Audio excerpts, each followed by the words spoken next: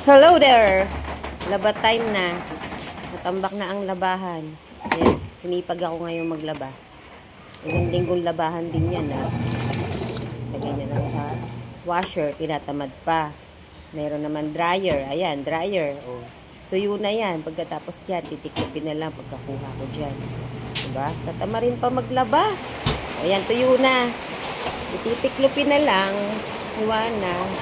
Pero marami pang kasunod yan. Marami pang labahan. Pagkatapos niyan, namamalan siya. Pero ngayon, tiklopin ko muna itong mga nilabhan ko. Okidoki. Tuyo na.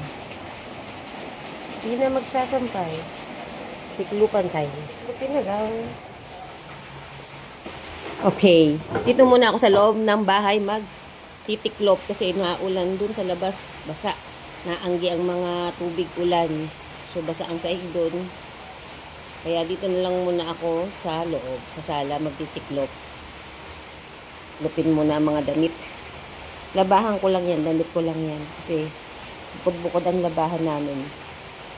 So, ang mga nilaban ko lang ay sa akin. Ayan. Then, mamaya, papalansya naman. Hidoki, tiklop muna. Bye-bye!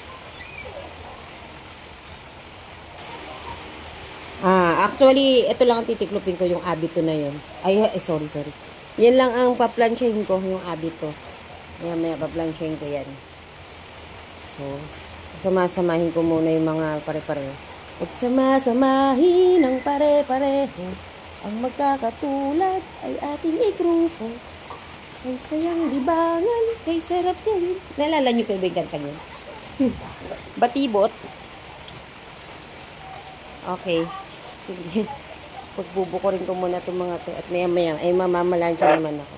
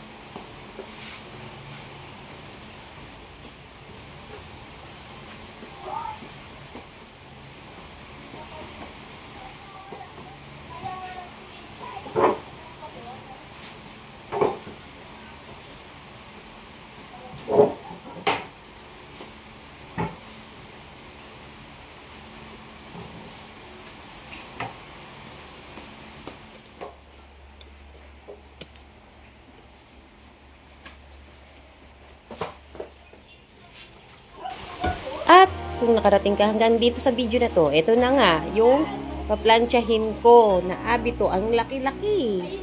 Kay father to. Paplansyahin ko. Gagamitin niya na kasi. So, ayan.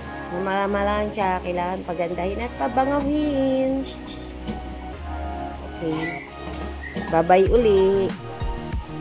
Marami pa. Mahaba pa yung kasunod.